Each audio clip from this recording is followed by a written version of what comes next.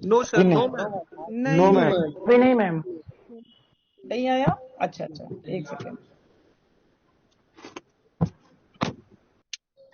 एक second please. Mask मत दिया, ऐसा नहीं है मेरे साथ ना, दे देना, मैं कर जाऊंगा।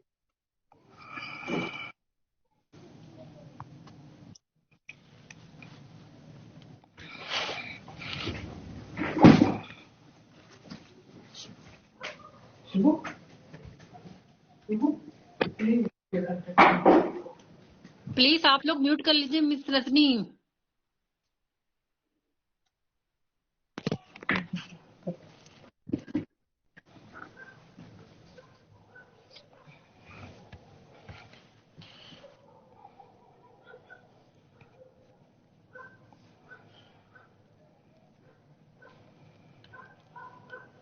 यस मैम, आ गई स्लाइड। आ गया। ओके ओके ओके,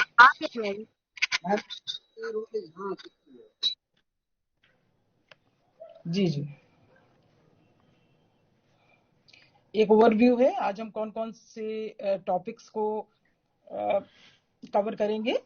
हालांकि समय सीमा की बंदिश के चलते हम बताना तो बहुत कुछ चाह रहे हैं आप लोगों को, लेकिन वो कितना संभव हो पाता है, इसका पूरा प्रयास रहेगा कि आपको कुछ सीखने का मौका जरूर मिले। फर्स्ट स्लाइड है हमारी, इंट्रोडक्टरी पार्ट है ये। Observation is the most commonly used method used in behavioral or social researches, जैसा कि व्यवहार परक और सामाजिक विज्ञानों में निरीक्षण अथवा अवलोकन विधि का सामान्यतया प्रयोग बहुत ज्यादा होता है, जैसा कि आप सभी जानते हैं। और प्रायः गुणात्मक अध्ययनों में इसका उपयोग होता है, क्योंकि मात्रात्मक आंकड़ों द्वारा प्राप्त सूचना आंकिक और न्यूमेरिकल होती है, जबकि गुणात्मक आंकड़ों द्वारा प्राप्त सूचना डिस्क्रिप्टिव होती है, वर्णनात्मक होती है, और इसका केवल निरीक्षण ही किया जा सकता है। कुछ नॉन न्यूमेरिकल जो चीजें जिनका हम डेटा के रूप में जिनको परिभाषित करते हैं, वो है भाषा, मूल्य, आदर्श, व्यवहार संबंधी प्रतिमान इत्यादि। ये आंकड़े साक्षात्कार, अनुसूची, विषय वस्तु कंटेंट एनालिसिस, विषय वस्तु विश्लेषण, निरीक्षण इत्यादि के माध्यम से प्राप्त किए जाते हैं। नेक्स्ट है, observation becomes a scientific tool and serves a formulated research purpose when it's systematically planned and recorded. It also includes recording the behavior patterns of people, objects and occurrences without questioning or communication with the subjects. मतलब निरीक्षण विधि एक वैज्ञानिक उपकरण के रूप में एवं आंकड़ों के संकलन की प्रविधि के रूप में एक शोधकर्ता द्वारा अपनी शोध समस्या के लिए क्रमबद्ध एवं सुनियोजित ढंग से प्रयोग में लाई जाएगी, तब ये वैज्ञानिक उपकरण के रूप में प्रयुक्त होती है। ये प्रविधि सामान्य जनों के, लिखा है also includes recording the behavior patterns of people, objects and occurrences, असामान्य जनों के व्यवहार संबंधी प्रतिमानों, वस्तुओं एवं घटनाओं को रिकॉर्ड करने की। इस प्रक्रिया में लोगों से बिना वार्तालाप एवं प्रश्नोत्तर के केवल उनके व्यक्त व्यवहार का अध्ययन या निरीक्षण किया जाता है। Observation technique is different from experimental research because of its natural setting. It is associated with qualitative research. ये विधि प्रायोगिक अनुसंधानों से भिन्न है। अपनी प्राकृतिक सेटिंग की वजह से, मतलब जो स्वाभाविक परिवेश है जिसमें कि हम निरीक्षण करते हैं, सेटिंग की वजह से, अर्थात ये स्वाभाविक परिवेश में संपन्न होने वाली प्रविधि है, से गुणात्मक डेटा प्राप्त होता है।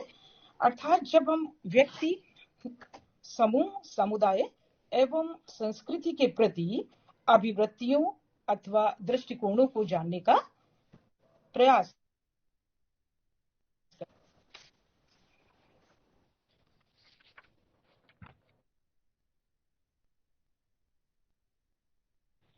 एक डेफिनेशन है, पीवी यंग ने एक डेफिनेशन दी ऑब्जर्वेशन की कि observation is a systematic and deliberate study through the eye of spontaneous occurrences at the time they occur. The purpose observation is to perceive the nature and extent of significant irrelated elements within complex social phenomena, cultural patterns of human conduct. यानी कि PV young कहते हैं कि जो है वो नेत्रों के माध्यम से किया गया स्वाभाविक घटनाओं के संबंध में एक ऐसा क्रमबद्ध तथा विचार पूर्वक अध्ययन है जो कि उनके घटित होने के समय पर किया जाता है. ठीक है. निरीक्षण का उद्देश्य, ये कह रहे हैं the purpose of observation is the nature.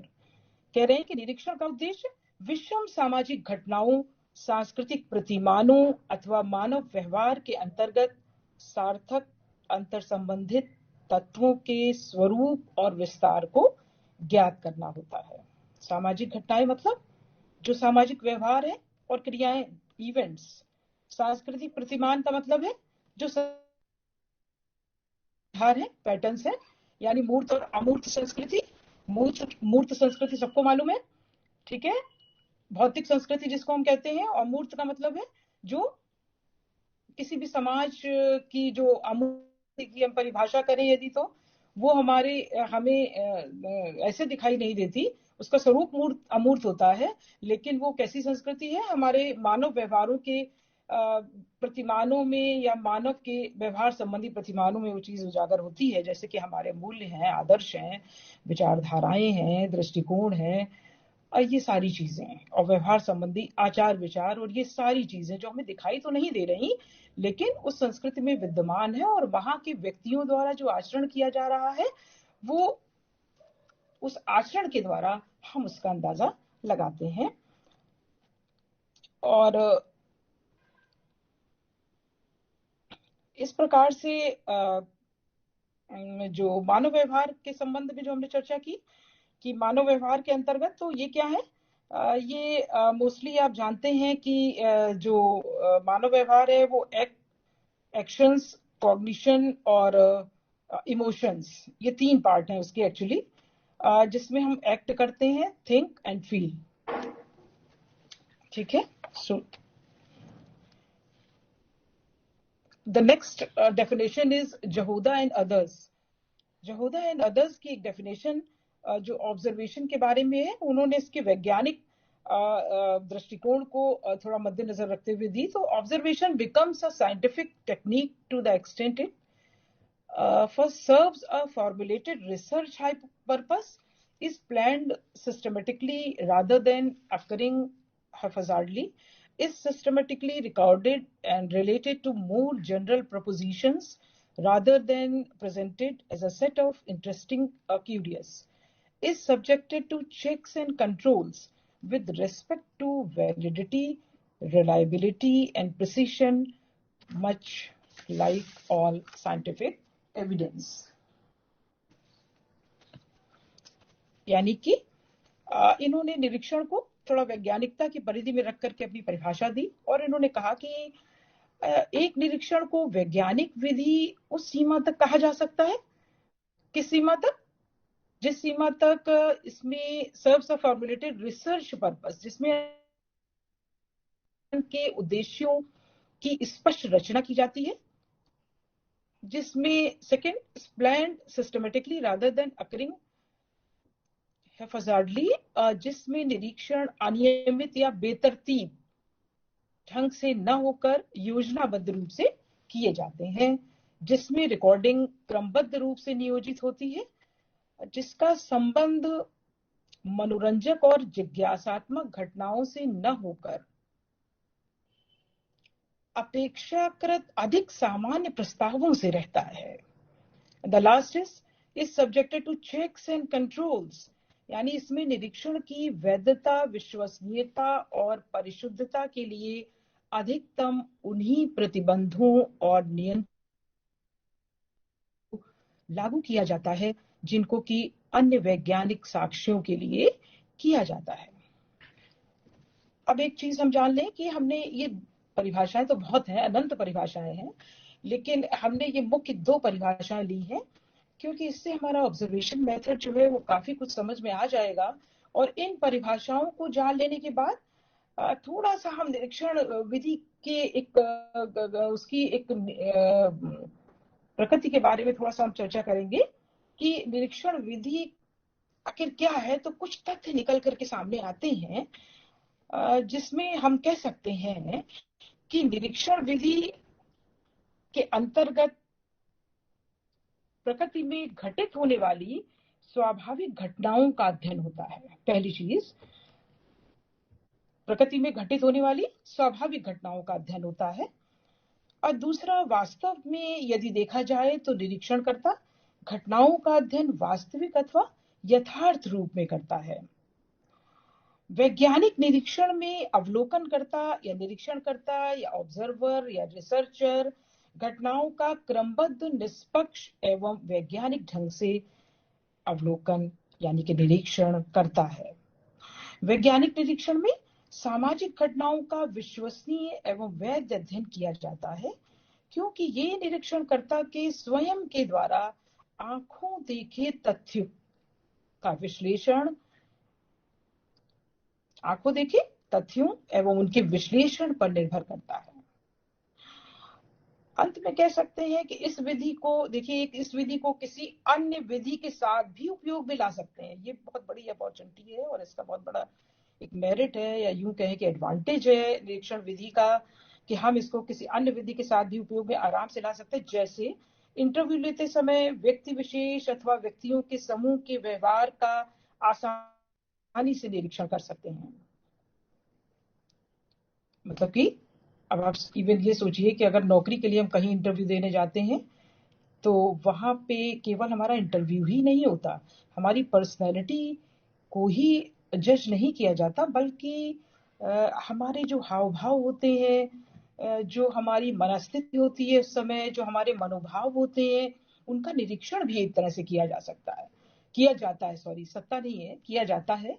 जो कि देखिए रिटन टेस्ट भी हर चीज के होते हैं, लेकिन उसके बाद भी हमारा साक्षात्कार, उसके पीछे एक मेन उद्देश्य जो है वो यही है कि लिखित चीजों से, लिखित तथ्यों से हमें सारी चीजें आपकी पर्सनालिटी के बारे में पता नहीं चल पाती, जो चीजें हमें इस तरह से पता चल सकती हैं। तो कहने का मतलब ये है कि इंटरव्यूएशन मेथड को हम किसी अन्य विधि के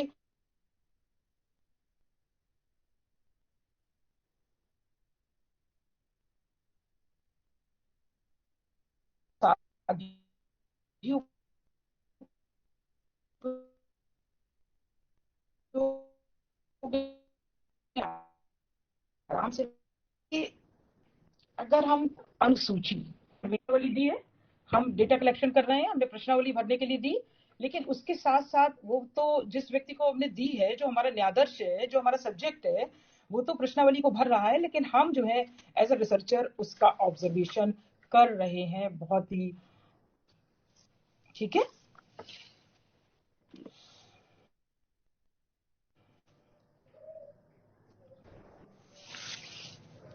सामान्य तौर पे निरीक्षण करते समय शोधकर्ता को 4 कार्य करने पड़ते हैं। ये एक थोड़ी ब्रीफिंग है उसकी, ऑब्जर्वेशन मेथड की। व्यवहार का प्रत्यक्ष निरीक्षण, व्यवहार को नोट करना, व्यवहार की व्याख्या तथा विश्लेषण, निष्कर्ष एवं सामान्यीकरण। सर्वप्रथम शोधकर्ता यानी कि ऑब्जर्वर व्यवहार का प्रत्यक्ष रूप से निरीक्षण करता है, अर्थात किसी व्यक्ति, समूह अथवा समुदाय के व्यवहार का अपनी इंद्रियों के इन्वॉल्वमेंट के द्वारा अध्ययन करता है। इस प्रक्रिया में सबसे ज्यादा नेत्रों का प्रयोग होता है। जैसा कि हम सभी जानते हैं कि हमें तथ्यों को देखने और सुनने की आवश्यकता होती है। सेकंड, जो व्यवहार के प्रत्यक्ष निरीक्षण के पश्चात निरीक्षण करता है, उसको साथ साथ नोट करता रहता है, क्योंकि वो घटनाओं को घटित होते समय केवल निरीक्षण ही करेगा तो बाद में क्या होगा, उसे अपनी स्मृति के आधार पर चीजें रिकॉल करने में परेशानी होगी और कई तथ्यों को वो भूल जाएगा या विस्मृत कर देगा। वैसे भी स्मृति चयनात्मक होती है, इसका स्वरूप कैसा होता है, सेलेक्टिव होता है। क्यों कहा गया ऐसा, अर्थात हम जिन तथ्यों को याद रखना चाहते हैं कई बार उन्हें ही याद रखते हैं और शेष को भूल जाते हैं, अथवा जिन तथ्यों में हमारी रुचि होती है उन्हीं पर हम ध्यान देते हैं। तो व्यवहार को नोट करने की इस प्रक्रिया में निरीक्षण मैकेनिकल टूल्स का इस्तेमाल भी अनिवार्य रूप से करता है। निरीक्षित तथ्यों को नोट करने के पश्चात उन्हें व्याख्या और विश्लेषण की बारी आती है। एकांत में निरीक्षणकर्ता स्वयं द्वारा निरीक्षण किए गए तथ्यों को अपनी शोध समस्या के स्वरूप, उद्देश्यों को ध्यान में रखकर विश्लेषित करता है और अंत में व्याख्या और विश्लेषण के पश्चात निरीक्षणकर्ता परिणाम अथवा निष्कर्ष ज्ञात करता है और उन निष्कर्षों को जन सामान्य पर लागू करने का प्रयास करता है। जैसे कि निष्कर्षों को जन सामान्य पर हम कैसे, यानी जनरलाइजेशन कैसे करेंगे, और हम ये उदाहरण स्वरूप अमुक परिस्थिति में अमुक क्रिया होगी अथवा व्यवहार प्रदर्शित होगा, ऐसी भविष्यवाणी जो हम करते हैं, सामान्यीकरण करते हैं कि ये परिस्थिति होगी तो ऐसा होने की संभावना है। जैसे कि मान लीजिए कक्षा में हमारे प्रतिभाशाली बच्चे हैं, उन प्रतिभाशाली छात्रों का व्यवहार सामान्य अथवा सामान्य से कम जो बुद्धि वाले छात्र हैं उनकी तुलना में थोड़ा भिन्न प्रकार का होगा, अथवा किसी भी सामाजिक स्थिति के प्रति किसी समूह का दृष्टिकोण भी दूसरे से भिन्न होगा इत्यादि। अब हम टाइप्स ऑफ ऑब्जर्वेशन पर आ रहे हैं कि टाइप्स ऑफ ऑब्जर्वेशन या निरीक्षण विधि के प्रकार क्या हैं। ओके, यूं तो निरीक्षण विधि के प्रकार हैं काफी, ठीक है, लेकिन हमने मेन ये 4 प्रकार ही लिए हैं क्योंकि हमें थोड़ा ऐसा भी लग रहा था कि समय सीमा में कहीं हम चीजों को इंटरप्रेट ना कर पाएं और कुछ चीजें छूट जाएं। तो टाइप्स ऑफ ऑब्जर्वेशन में पहला है अनस्ट्रक्चर्ड ऑब्जर्वेशन। जैसा कि आप सब नाम से जानते हैं, असंरचित निरीक्षण। असंरचित निरीक्षण involving studying the spontaneous behavior of participants in natural surroundings. Okay? यानी कि जो हमारे जो न्यादर्श के लोग हैं, जो हमारे पार्टिसिपेंट्स हैं, उनका जो एक तत्क्षण व्यवहार होता है जो एकदम तुरंत ही किया गया हो, तात्कालिक, वो नेचुरल यानी स्वाभाविक परिवेश में उनका हम निरीक्षण करते हैं बिना किसी बंदिश के, बिना किसी नियंत्रणों के। तो जो असंरचित साक्षात्कार है इसको कई नामों से पुकारा जाता है, आप सब जानते हैं, कभी भ्रमित ना होइए। और उस पर हैं आप लोग कि हमें बहुत ज्यादा समझाने की जरूरत नहीं है, बहुत सारी चीजें आप स्वयं जानते हैं। सभी स्टूडेंट्स जो हैं वो मैच्योर हैं और उनको नॉलेज है, बहुत नॉलेजेबल हैं। तो इनको कई नामों से हम पुकारते हैं। एक है अनकंट्रोल्ड यानी कि अनियंत्रित या नॉन डायरेक्टेड या अनिर्देशित नेचुरल ऑब्जर्वेशन या प्राकृतिक निरीक्षण, इनफॉर्मल या अनौपचारिक निरीक्षण इत्यादि। जो अनस्ट्रक्चर्ड ऑब्जर्वेशन है या संरचित निरीक्षण है, अर्थात कि इसके नाम से तो स्पष्ट है, अर्थात इसमें अध्ययन के स्वाभाविक, सूक्ष्म व स्वतंत्र रूप को अधिक महत्व दिया जाता है। ऐसा कुछ नहीं है कि इसमें स्वतंत्रता है ऑब्जर्वर को भी, और जो इवेंट्स, जो घटनाएं घटित हो रही हैं, उनके घटित होने पर भी कोई नियंत्रण नहीं है। तो इसका मतलब ये बिल्कुल नहीं है कि इसमें सूक्ष्मता और गहनता का ध्यान नहीं रखा जाएगा, वो ध्यान पूरी तरह से रखा जाएगा।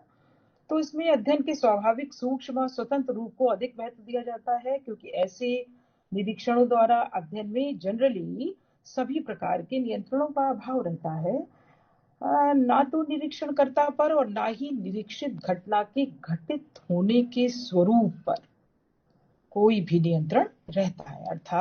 अर्थात जिस प्रकार स्वाभाविक रूप से घटनाएं घटित हो रही हैं, उनका ठीक उसी प्रकार निरीक्षण शोधकर्ता या निरीक्षणकर्ता कर लेता है। उसमें कोई वो हेरफेर नहीं करता, वो एज इट इज उनका निरीक्षण कर लेता है। वैसे तो ये विधि वैज्ञानिक नहीं है, लेकिन बहुत सारे महत्वपूर्ण शोध संयोगिक निरीक्षण के आधार पर हुए हैं।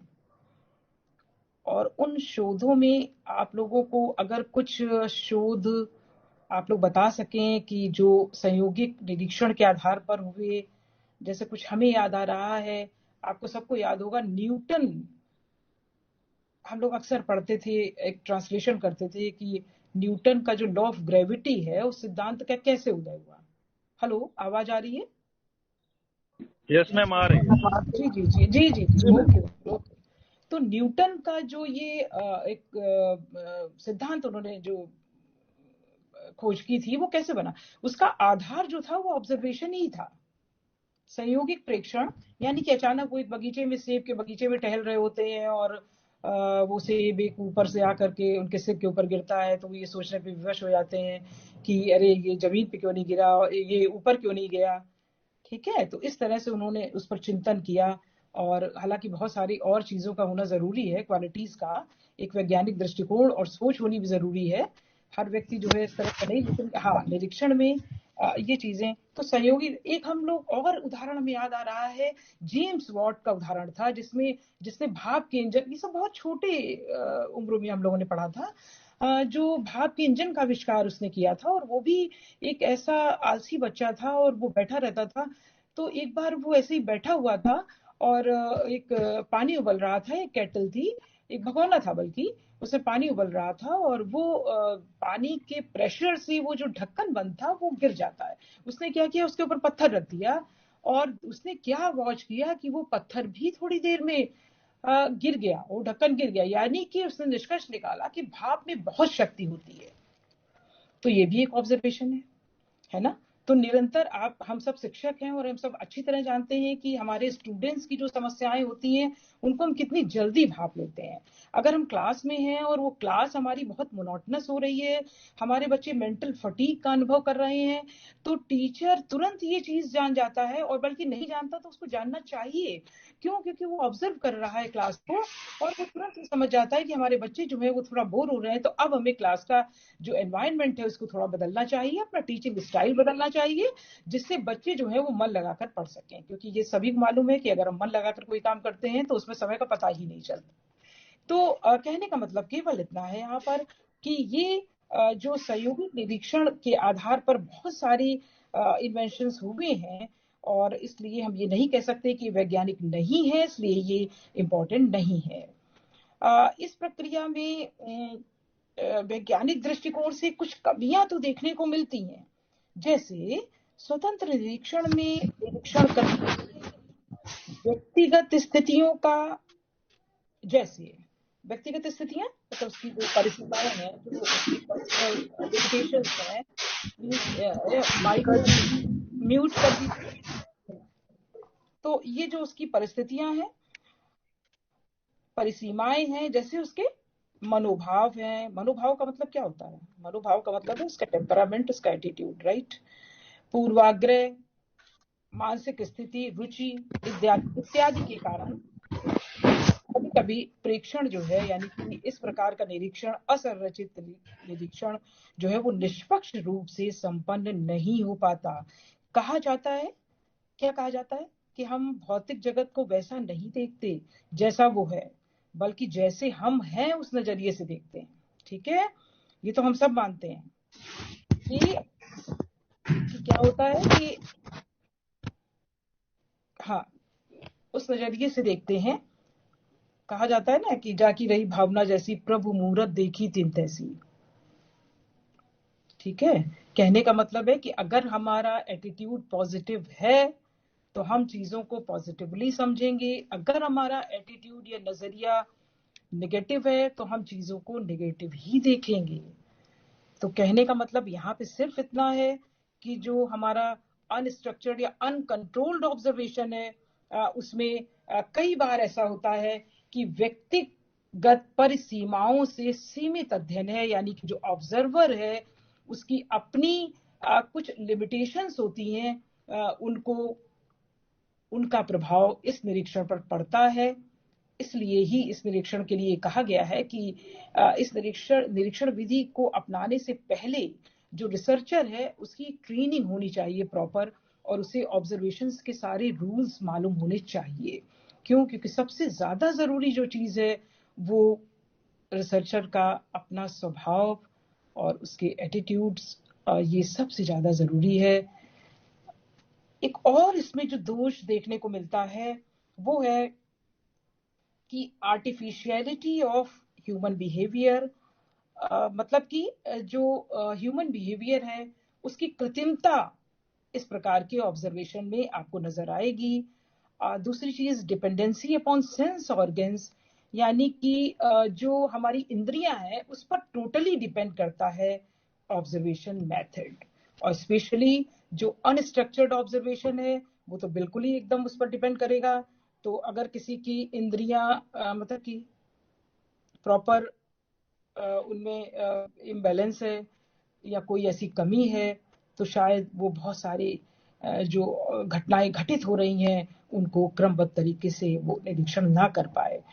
इसीलिए इसमें लैक ऑफ वेरिफाइबिलिटी या सत्यापनीयता का अभाव भी देखने को मिलता है, यानी कि इस प्रक्रिया में संबंधित घटनाएं अनियमित एवं अनापेक्षित रूप से घटित होती हैं, इसलिए उनकी सेम स्थिति में पुनरावृत्ति होगी ही, इस पर निरीक्षणकर्ता का नियंत्रण नहीं होता।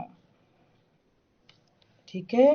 फिर दूसरा हमारा विधि है जो सेकंड मेथड है हमारा स्ट्रक्चर्ड ऑब्जर्वेशन, यानी कि ये इसका उल्टा है, नाम से ही आपको समझ में आ रहा होगा, ये इसका विपरीत है। यानी कि इसकी अगर इसका नाम है हाँ, तो ये जो संरचित प्रकार का जो निरीक्षण है इसके फिर नाम है कि ये नियंत्रित है, ये मतलब कि कंट्रोल्ड ऑब्जर्वेशन है, ये डायरेक्टेड है, निर्देशित है, ये फॉर्मल है, और यहाँ तक कि कहें कि ये थोड़ा सा साइंटिफिक भी है क्योंकि ये बहुत सारे उसको फॉलो करता है।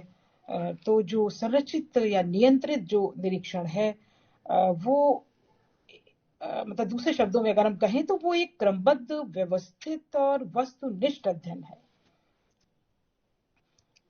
यानी कि इसमें अनेक यांत्रिक साधनों का प्रयोग किया जाता है, जैसे ऑब्जर्वेशन शेड्यूल।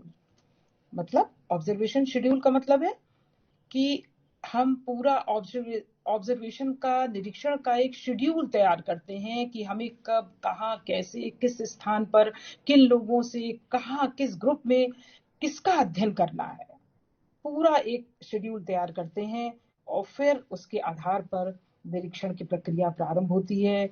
और रेटिंग स्केल्स, शेड्यूल्स, चेकलिस्ट, ये सारी चीजें जो है इसमें पूरी तरह से तैयार करके रखी जाती है। ठीक है। इस प्रक्रिया में सामाजिक स्थिति के अध्ययन में व्यापक रूप से नियंत्रण लगाए जाते हैं, यानी नियंत्रण यानी कंट्रोल्स, और वो कंट्रोल किस पे लगाए जाएंगे, जबकि हमारा जो अनस्ट्रक्चर्ड ऑब्जर्वेशन है उसमें कंट्रोल बिल्कुल भी नहीं है, स्वतंत्र रूप से स्वाभाविक परिवेश में जो जैसा घटनाक्रम हो रहा है उसको उसी रूप में निरीक्षणकर्ता निरीक्षित कर रहा है। लेकिन इसमें जो कंट्रोल एंड चेक्स हैं वो काहे पे लगाए जा रहे हैं, उसी संबंधित स्थिति पर और प्रेक्षक पर, यानी कि जो हमारा ऑब्जर्वर है यानी कि जो रिसर्चर है उस पर, और जो हमारी घटना है घटित होने वाली उस पर, दोनों पर ही जो है वो नियंत्रण लगाए जा रहे हैं, लगाए जाएंगे निश्चित रूप से। और क्यों करा जाएगा ऐसा, इसको वैज्ञानिक स्वरूप प्रदान करने के लिए, ताकि केवल उन्हीं स्थितियों की रचना एवं निरीक्षण किया जाए जिसका शोध समस्या से एक्चुअली संबंध है। ऐसा नहीं कि हमने इधर उधर के कहीं के भी आंकड़े इकट्ठे कर लिए।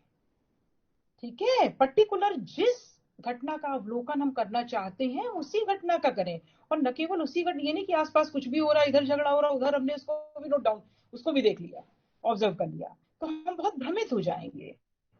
ठीक है, अनावश्यक आंकड़े एकत्रित करके बैठ जाएंगे, और जो हमारी चीजों को बहुत ज्यादा अनियमित बना देगा, बहुत ज्यादा बेतरतीब बना देगा। तो इनका कहना है कि इसमें जिसका यूं कहें दूसरे शब्दों में कि हम केवल उन्हीं आंकड़ों को ऑब्जर्व करेंगे, इकट्ठा करेंगे जिनका हमारी शोध समस्या से संबंध है। और जो निरीक्षणकर्ता पर, जो ऑब्जर्वर पर चेक्स लगाए जाएंगे, कंट्रोल्स लगाए जाएंगे, नियंत्रण स्थापित किए जाएंगे, वो इसलिए इस उद्देश्य से किए जाएंगे, जैसा कि हमने अभी पहले भी पढ़ा था, कि व्यक्तिगत परिसीमाएं नियंत्रित हो सकें, राइट।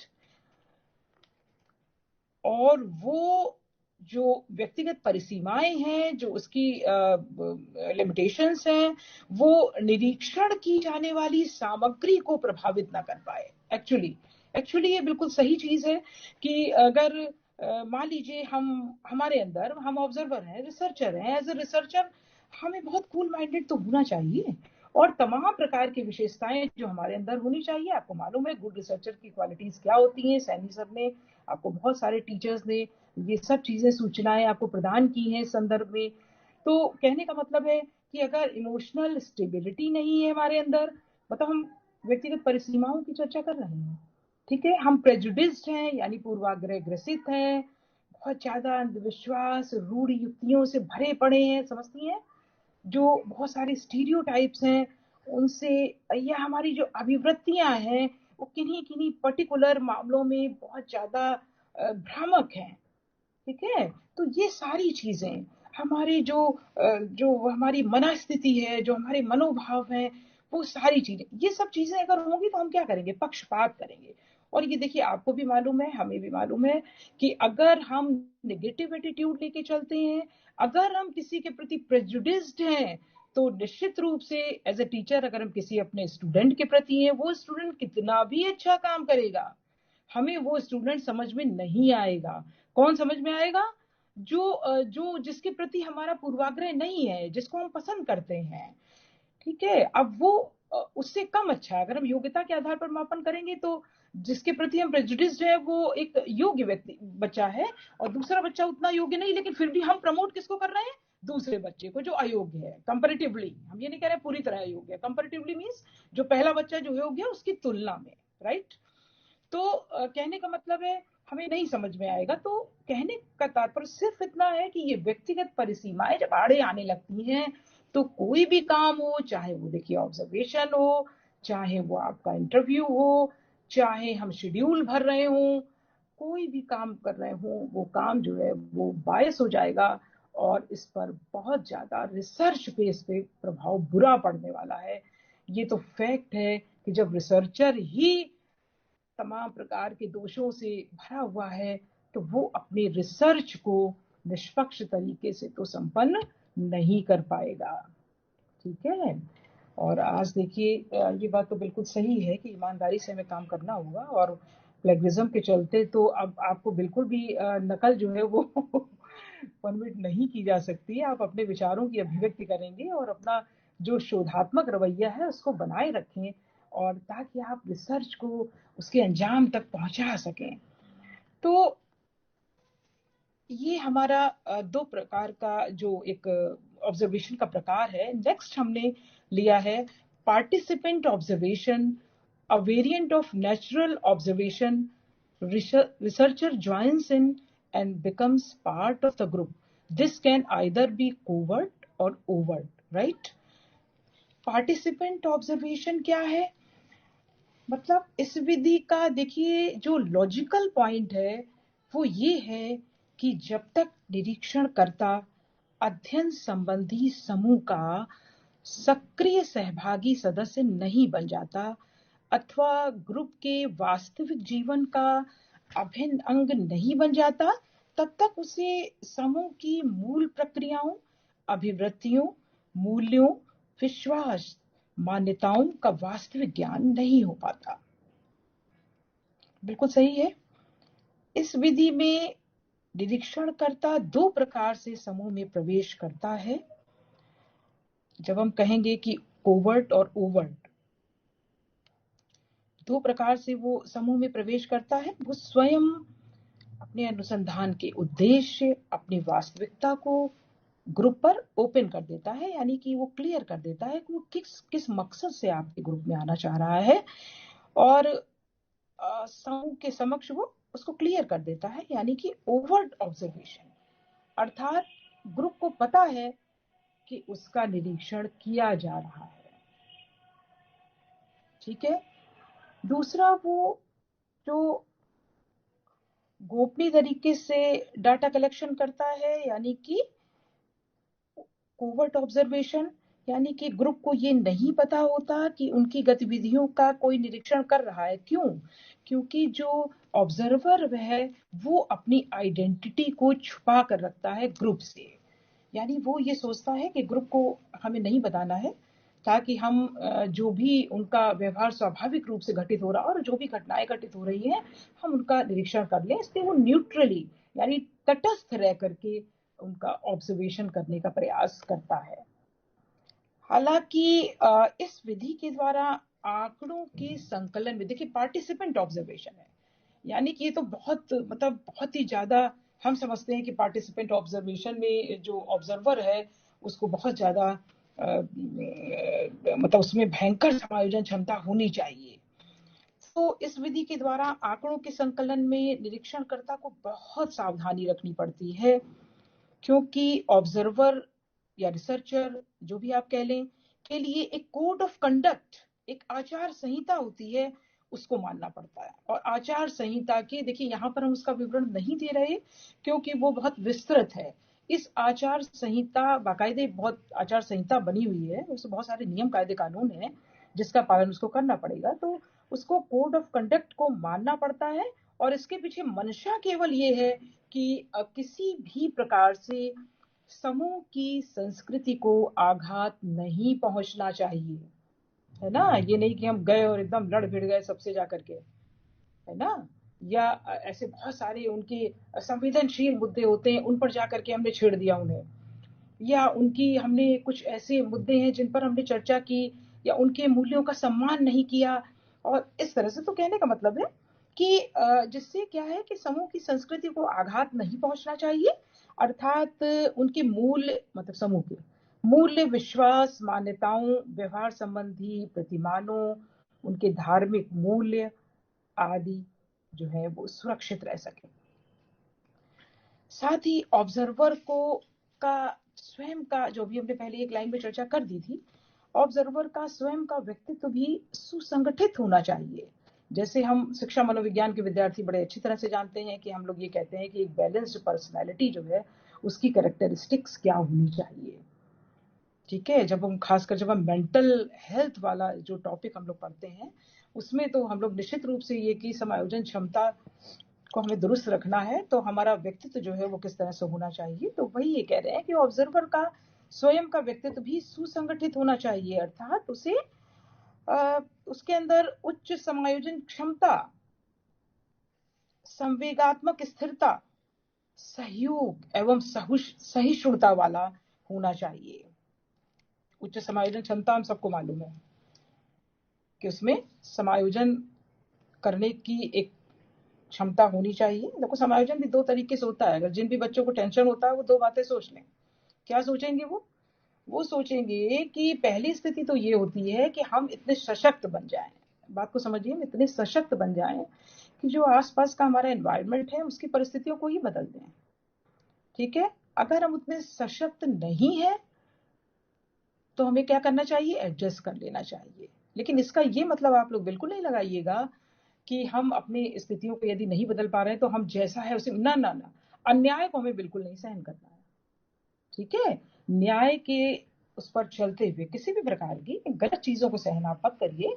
लेकिन अब ये नहीं कि आपको सभी चीजें मुहैया हैं फिर भी आप जो है परेशान हैं, ठीक है, तो उसमें रास्ता निकालिए। देखो उसमें फिर वही चीज आ गई कि व्यक्तित्व भी दो तरह का होता है, एक होते हैं डुअर्स, एक नॉन डुअर्स। डुअर्स क्या होते हैं, वो किसी भी परिस्थिति में अपने कार्यों को करते हैं।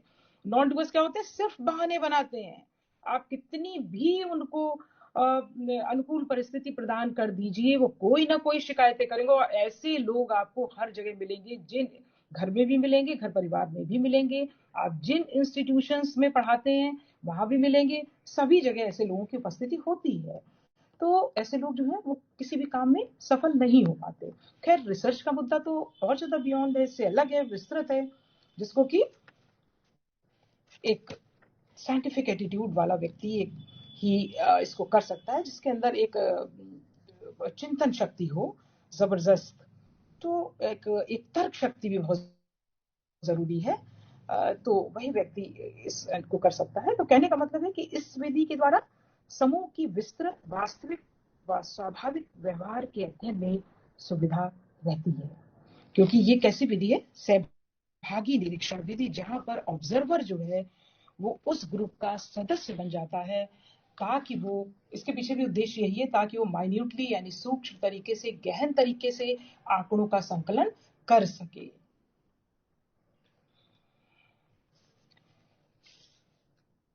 साथ ही इस विधि में कुछ कठिनाइयां भी आती हैं सामने।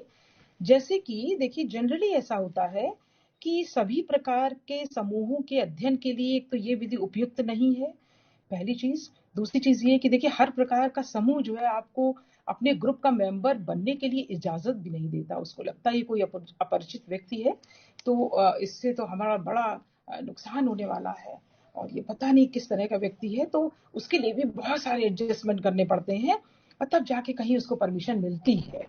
तो इसलिए ये इस मामले में तो बड़ी कठिन प्रक्रिया है। और क्योंकि भाई हम कहीं पर भी जाकर रह रहे हैं, तो इसके लिए हमारी पर्सनल तमाम प्रकार की चीजें, हमारा स्वास्थ्य भी बहुत अच्छा होना चाहिए, शारीरिक भी और मानसिक भी, दोनों ही चीजें जरूरी हैं। तो ये कह रहे हैं कि सबसे बड़ी चीज है कि देखिए, इस विधि की जो कुछ लिमिटेशंस हैं वो ये भी है कि भाई, एक तो रहना संभव नहीं, दूसरी चीज सभी प्रकार के समूह के अध्ययन के लिए ये विधि उपयुक्त नहीं है। कैसे?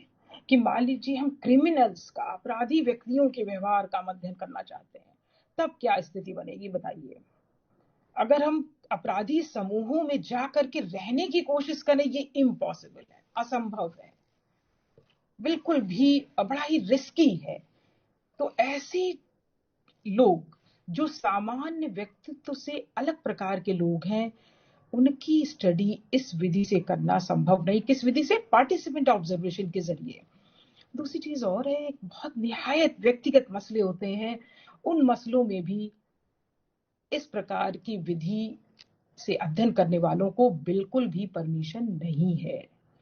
जैसे आपके वैवाहिक मसले हैं और तमाम प्रकार के ऐसे आंतरिक मसले जिन पर कि दूसरा व्यक्ति हस्तक्षेप नहीं कर सकता। दूसरी बात एक ये भी है कि छोटे समूहों के लिए ही ये विधि उपयोग में लाई जाती है, और समूह के व्यक्तियों के व्यवहार की कृत्रिमता आना भी इसमें स्वाभाविक है। क्योंकि एक जब समूह के व्यक्तियों को ये पता चल जाता है, मालूम चल जाता है कि अमुक व्यक्ति हमारा निरीक्षण कर रहा है, तो वो क्या होता है, सजग हो जाते हैं, वो ज्यादा अलर्ट हो जाते हैं, और जो चीजें सही नहीं है उन चीजों को वो प्रदर्शित नहीं करते, वो अपने व्यवहार में परिवर्तन कर देते हैं, और जो उनका स्वाभाविक व्यवहार उसको व्यक्त नहीं करते। और ये तो हम सब ह्यूमन बीइंग की ये एक खास कैरेक्टरिस्टिक है, जिसमें हम अपनी बुरी चीजों को हमेशा छिपा के रखते हैं, और दूसरे की बुरी चीजों को जानने का प्रयास करेंगे और अपनी चीजों को छुपा के रखेंगे। ये टेंडेंसी होती है ह्यूमन बीइंग्स की, ठीक है। और जहां तक हम आर्टिफिशियलिटी ऑफ द बिहेवियर की बात करें, तो उसमें आप देखिए, इसका एक छोटा उदाहरण तो हम हमेशा ही देखते हैं। जैसे हम लोग कहीं किसी पार्टी समारोह में जाते हैं और वहां पे फोटोग्राफी होती है, अगर वो अचानक फोटोग्राफी किसी ने फोटो खींच ली तो ठीक है, कुछ भी नहीं, हमारा नेचुरल जो पोज होगा वो आ जाएगा, हमें लगता है वो नेचुरल पोज ज्यादा बेहतरीन होता है। लेकिन जब हमसे अलर्ट रहने की, जब हमसे कहा जाता है पोज दीजिए, फोटो खिंचानी है, तो हम जो है जबरदस्ती का मुस्कुराते हैं। कई फोटोज में आप देखिए कि कोई आदमी मुस्कुरा रहा है, तो उससे लोग कहते हैं अरे वाह वाह कितनी खुश है। एक्चुअली वो खुश नहीं होता है, उसने उस फोटो के लिए पोज बनाया होता है, राइट। तो कहने का मतलब है कि जो कृत्रिमता है वो तो ह्यूमन बीइंग्स की एक बहुत ही, यूं कहें कि बड़ी एक अनिवार्य शर्त है उसके व्यक्तित्व की, कि वो कृतज्ञता जरूर व्यक्त करेगा अगर उसको पता चल जाए कि हमारी इन चीजों का निरीक्षण हो रहा है। तो ये भी इस विधि में थोड़ा सा दिक्कत होती है। अब एक हमारा नेक्स्ट जो था, non participant observation. Non participant observation में जो असहभागी निरीक्षण है, उसमें क्या है, observer observes behavior but is not involved in it. Data can be collected precisely.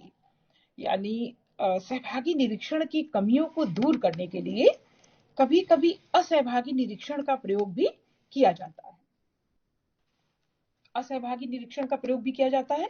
ऐसे निरीक्षण में ऑब्जर्वर की भूमिका न्यूट्रल रहती है या तटस्थ रहती है, वो पार्टिसिपेंट ऑब्जर्वेशन की तरह समूह का हिस्सा नहीं बनता, वो दूर रहकर ही घटनाओं को, तथ्यों को निरीक्षित करता रहता है।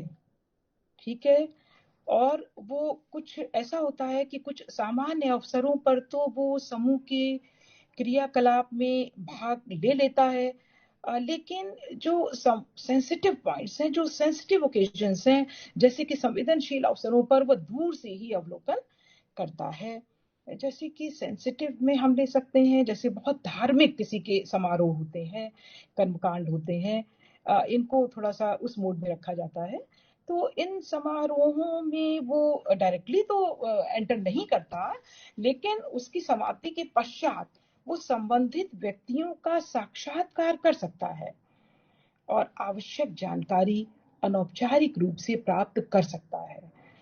मतलब संबंधित व्यक्तियों का साक्षात्कार करेगा, यानी कि वो जिन भी तथ्यों को जानना चाहता है उनको बड़े ही सामान्य तरीके से उनको क्वेश्चन फॉर्म में वो पूछ सकता है, ओरली, मौखिक रूप से, और जो आवश्यक जानकारी उसको मिलती है उसको अपने डाटा का या अपने आंकड़ों में अपने उसका हिस्सा बना सकता है। तो एक्चुअली ये जो पार्टिसिपेंट, एक और चीज बताना चाहेंगे, जो पार्टिसिपेंट नॉन पार्टिसिपेंट ऑब्जर्वेशन है, these are the part of unstructured observation, right? अब हम लोग नेक्स्ट स्लाइड पे जाते हैं और हमारा नेक्स्ट है स्टेप्स ऑफ ऑब्जर्वेशन टेक्निक, यानी कि जो ऑब्जर्वेशन टेक्निक है उसको हम कैसे संपन्न करते हैं, किन चरणों में कैसे सिस्टमेटिकली उस प्रक्रिया को संपन्न किया जाता है। ये कुछ नहीं होता है कि हम कहीं से भी कहीं कुछ भी आंकड़े इकट्ठे कर लेंगे ना, हर काम को करने का देखिए एक व्यवस्थित तरीका होता है। ठीक है, क्योंकि जो लोग जीवन में अव्यवस्थित होते हैं, इनडिसिप्लिन्ड होते हैं, वो तो निश्चित है कि वो कोई भी काम सुचारू रूप से कर नहीं सकते और ज्यादा प्रोग्रेस भी नहीं कर सकते। ठीक है, इसलिए आपको बिल्कुल डिसिप्लिन बनना पड़ेगा। तो सेम यही चीज है ऑब्जर्वेशन टेक्निक के साथ, कि हमें जो स्टेप है उस स्टेप को फॉलो करते हुए जो रिसर्चर है, जो ऑब्जर्वर है, वो डेटा कलेक्शन करता है। तो इसमें हमारा जो सबसे पहला है वो है प्रॉब्लम्स एंड ऑब्जेक्टिव्स। सबसे पहली चीज, यानी कि हमने निरीक्षण विधि का चयन किया, राइट? अब निरीक्षण विधि का समस्या तथा उद्देश्य, यानी कि हमने निरीक्षण विधि का चयन किया है, तो इसके द्वारा जब हम अध्ययन करेंगे तो उसमें क्या चीजें जरूरी है। तो निरीक्षण विधि के द्वारा अध्ययन करने से पहले निरीक्षणकर्ता किसी अध्ययन समस्या का चुनाव करता है, राइट? अध्ययन समस्या को चुनने के बाद निरीक्षणकर्ता समस्या से संबंधित जो साहित्य है उसका सर्वेक्षण वो करता है। आपको मालूम है संबंधित साहित्य का सर्वेक्षण, संबंधित साहित्य का सर्वेक्षण करके वो ज्ञात करता है कि उसकी अध्ययन समस्या से संबंधित विभिन्न पहलुओं का अध्ययन और किन किन मनोवैज्ञानिकों ने, समाजशास्त्रियों ने, शिक्षा शास्त्रियों ने किया है और उन्हें क्या परिणाम प्राप्त हुए हैं। और फिर इस आधार पर वो जो उसकी समस्या है, जो उसने प्रॉब्लम चूज कर ली है, सिलेक्शन कर लिया है, उस समस्या के उद्देश्यों का निर्धारण, उनके ऑब्जेक्टिव्स का निर्धारण वो करता है, right? Second is study plan, अध्ययन योजना, यानी कि समस्या और उद्देश्यों के निश्चित हो जाने के बाद निरीक्षणकर्ता क्या निश्चित करेगा, वो जो है ये निश्चित करेगा कि अब वो समस्या का अध्ययन निरीक्षण की किस विधि द्वारा करे। निरीक्षण की तो बहुत सारी विधियां हैं, तो वो किस विधि द्वारा करेगा ये वो निर्धारित करता है और इस संबंध में वो एक उपयुक्त योजना बनाता है और उस योजना के अंतर्गत ही निरीक्षणकर्ता पहले से ही निश्चित कर लेता है कि वो किन लोगों का निरीक्षण करेगा, यानी कि उसका समूह क्या होगा और निरीक्षण किस प्रकार से होगा और निरीक्षण में वो किन किन व्यवहारों को नोट करेगा और व्यवहारों को नोट करते समय किन किन वो टूल्स का, जो इक्विपमेंट्स हैं उनका, मैकेनिकल टूल्स हैं उनका इस्तेमाल करेगा। ये सारी योजना वो बना लेता है। ठीक है, और फिर ये सब योजना इसलिए एक्चुअली बनाई जाती है कि जो निरीक्षण है वो ज्यादा वैज्ञानिक ढंग से संपन्न हो सके। The next is observation setting, यानी कि निरीक्षण वातावरण। निरीक्षणकर्ता क्या करता है, निरीक्षण करने से पहले ही वो निश्चय कर लेता है कि उसे किस समूह का निरीक्षण करना है और समूह का निरीक्षण उसे करना कहाँ है, ठीक है, कहाँ करना है, जहां वो समूह, मतलब उसकी लोकेशन क्या रहेगी, जहां वो समूह निवास करता है, या फिर वो अगर समूह छोटा है तो उसको वो कहीं प्रयोगशाला में या कृत्रिम परिस्थिति में बुलाकर कार्य कर सकता है क्या, ये चीजें वो निश्चित करता है एक्चुअली।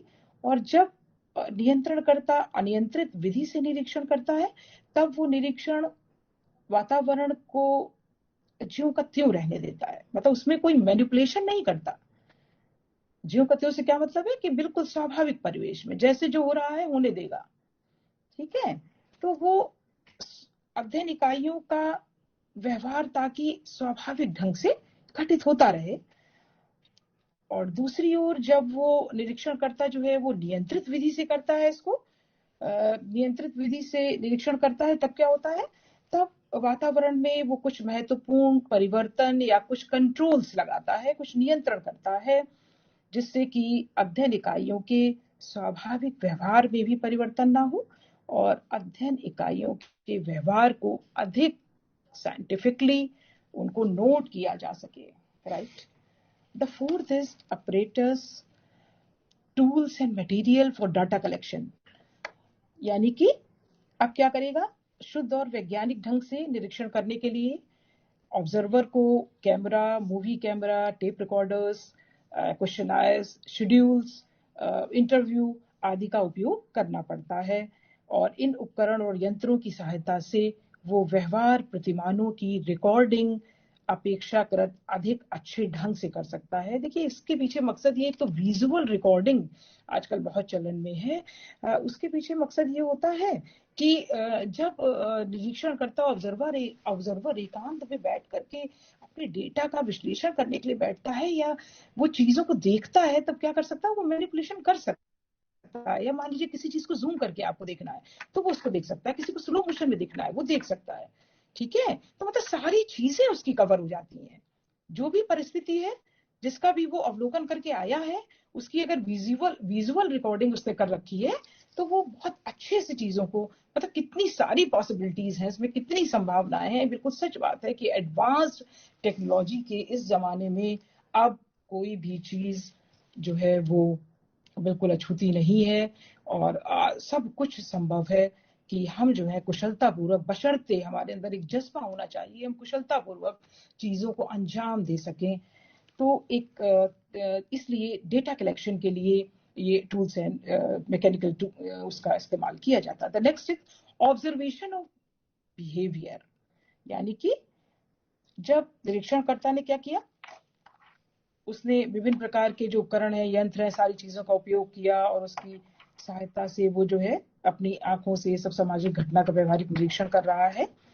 तो निरीक्षणकर्ता व्यवहार का निरीक्षण करने से पहले भी कुछ तैयारी करता है, अगर कोई आवश्यक तैयारी उसको महसूस होती है तो वो कर लेता है, यूं जाके नहीं बैठ जाता है ऐसे, ठीक है। और वो व्यवहार का निरीक्षण निष्पक्ष और तटस्थ होकर करता है। फिर वही चीज है, क्यों, क्योंकि उसके अध्ययन परिणामों पर उसके पक्षपातों, रुचियों, अभिवृत्तियों, उसकी व्यक्तिगत विचारधाराओं का प्रभाव ना पड़े, यानी कि उसकी जो इंडिविजुअल, जो उसकी पर्सनल लिमिटेशंस हैं वो बिल्कुल हावी नहीं होनी चाहिए। देखिए ये एक महत्वपूर्ण शर्त है ऑब्जर्वेशन की, है ना। और हम कहते हैं कि ऑब्जर्वेशन की क्या, सामान्य जीवन में भी ये एक महत्वपूर्ण है शर्त कि हम किसी के भी प्रति किसी भी प्रकार की कोई अभिवृत्ति ना डेवलप करें जो नेगेटिव हो, टोटली निषेधात्मक हो। हमें क्या होना चाहिए, एकदम सकारात्मक रहना चाहिए। तो ये कह रहे हैं कि रुचियां, एक्चुअली देखिए एक चीज ये भी होती है ऑब्जर्वेशन करते समय या कोई भी काम करते समय, हम उन चीजों को ज्यादा एम्फेसाइज कर जाते हैं, ज्यादा इंपॉर्टेंस दे जाते हैं जिनमें हमारी रुचि होती है। ये तो फैक्ट है और इसको हम नकार भी नहीं सकते। अगर हमारी रुचि, मान लीजिए कोई घटना घटित हो रही है और हमें उसका आकलन करना है, हमें उसका ऑब्जर्वेशन करना है, तो उसमें हमारा हो सकता है अगल बगल कोई और इस तरह का कोई एलिमेंट हो, कोई ऐसा इवेंट हो जिसमें हमारी रुचि ज्यादा हो, हमारा ध्यान उधर चला गया। इसका तो एक अच्छा सा उदाहरण आप सभी को मालूम है, जब भी हम कहीं जाते हैं घूमने, कोई प्रदर्शनी, कोई एग्जीबिशन देखने, वहां पे तमाम तरह की स्टॉल्स लगी रहती हैं, हम सभी स्टॉल्स पे नहीं जाते, कहाँ जाते हैं, जहां हमारा इंटरेस्ट होता है, ठीक है।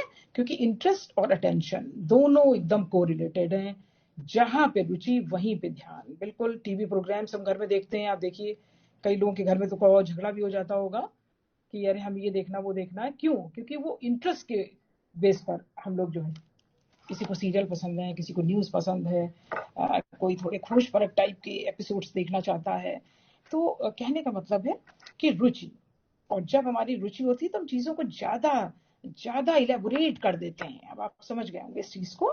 और हमारी अपनी व्यक्तिगत विचारधाराएं, देखिए कौन सा, हमें व्यक्तिगत विचारधाराएं जो है वो किसी के बारे में यूं ही नहीं बना लेनी चाहिए जब तक कि कोई ठोस ऐसे साक्ष्य ना हो हमारे पास। क्योंकि हम जितना ज्यादा देखिए इन सब चीजों से ग्रसित रहेंगे उतना ही ज्यादा हमारा जीवन जो है वो जटिल हो जाएगा, कॉम्प्लेक्स हो जाएगी हमारी लाइफ। ठीक है, कि किसी को हमें नीचा दिखाना है, कि किसी को हमें ऐसा करना है। तो इन सारी भावनाओं से हमें परे रहना है। और खासकर शिक्षक को, अभी तक आप विद्यार्थी थे तो आपने कठिन परिश्रम किया और ईमानदारी से अपनी मेहनत की, तो आज इस मुकाम तक पहुंचे हैं आप। और आगे आपका पीएचडी क्लियर हो जाएगा, उसके बाद और ऊंचे मकाम पर जाना है सभी हमारे शोधार्थियों को। तो कहने का मतलब यहाँ पर हम बात कर रहे हैं केवल रिकॉर्डिंग ऑफ बिहेवियर, यानी कि जो ह्यूमन बींग्स का बिहेवियर हो या किसी समूह का व्यवहार हो, उस सभी को रिकॉर्ड करते समय ऑब्जर्वर को पूरी सावधानी बरतनी होती है। नेक्स्ट है रिकॉर्डिंग ऑफ बिहेवियर, नहीं, analysis of data. Analysis of data मतलब कि जो ऑब्जर्वर है वो तथ्यों या आंकड़ों का संकलन करने के बाद तथ्यों का विश्लेषण, वर्गीकरण, सारणीयन और सांख्यिकी विधियों की सहायता से वो सारी चीजें करता है। देखिए सांख्यिकी, अब आप प्रश्न करेंगे सांख्यिकी की ऑब्जर्वेशन टेक्निक तो वैज्ञानिक नहीं है। सांख्यिकी टेक्निक का इस्तेमाल जो वैज्ञानिक हमारा ऑब्जर्वेशन है, जो साइंटिफिक ऑब्जर्वेशन है, उसमें संभव होता है। तो वो सांख्यिकी विधियों की सहायता से करता है या सांख्यिकी विधियों की जरूरत नहीं है, फिर भी वो जो भी उसको डेटा कलेक्शन में जो भी आंकड़े प्राप्त हुए, उन आंकड़ों का वो विभिन्न प्रकार के स्तरों में उनको डिवाइड कर देता है और फिर वो उनका जो है व्याख्या या विश्लेषण करता है और उसके बाद उसके परिणाम निकल करके आते हैं। नेक्स्ट है रिजल्ट एंड इंटरप्रिटेशन, यानी कि निरीक्षणकर्ता जब तथ्यों का विश्लेषण कर लेता है तो विश्लेषण के आधार पर प्राप्त परिणामों की वो विवेचना करता है और विवेचना में वो सामाजिक घटनाओं और जो व्यवहार संबंधी जो प्रतिमान है उनके बारे में बताता है, उनके कारणों के बारे में बताता है कि आखिरकार ये चीजें अगर है तो क्यों है, और कारणों के अगर निराकरण की बात है तो वो उनके निराकरण को भी प्रस्तुत करता है, यानी उनके सुझाव और समाधान भी देता है।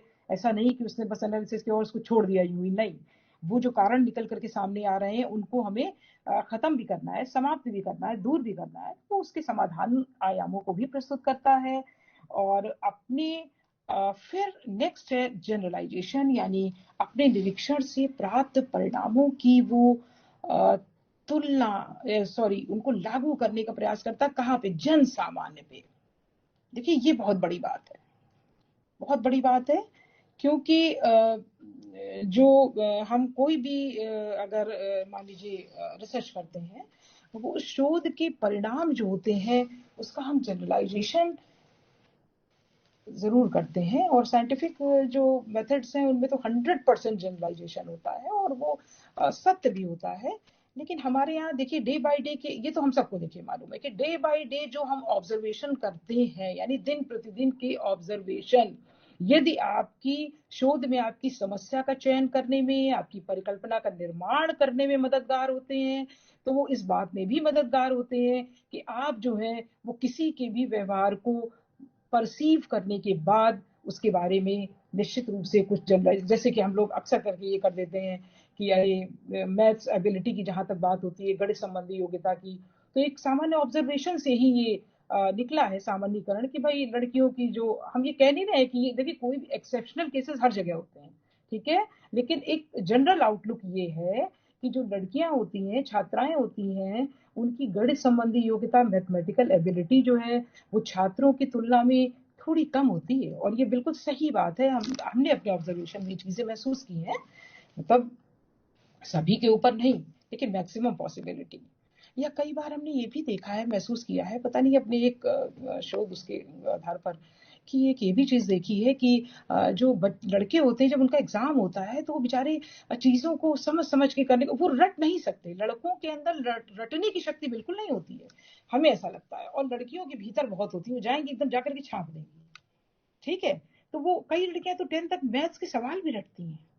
तो मेरा ये कहने का मतलब बिल्कुल नहीं है कि आप इसको किसी और नजरिए से देखें, बस ये कि हम जनरलाइजेशन करते हैं तो कैसे करते हैं।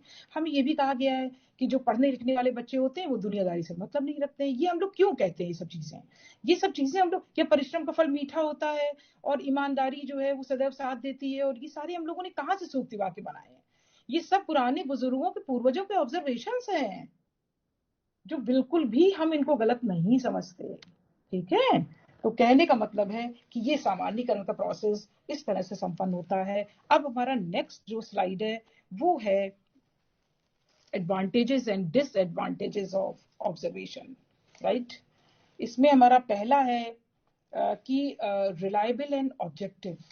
चूंकि हम लोगों ने ऑब्जर्वेशन प्रक्रिया के बारे में काफी कुछ समझ लिया, तो इन पॉइंट्स को हम आसानी से समझने वाले हैं, आसानी से हम इनको समझ लेंगे, ठीक है। कि एडवांटेजेस क्या है इस विधि के। तो एक सबसे बड़ा एडवांटेज जो है वो रिलायबल एंड ऑब्जेक्टिव, यानी कि ये विश्वसनीय और वस्तुनिष्ठ विधि है। ये अब आप फिर कहेंगे कि निरीक्षण विधि विश्वसनीय कैसे हो गई, वस्तुनिष्ठ कैसे हो गई?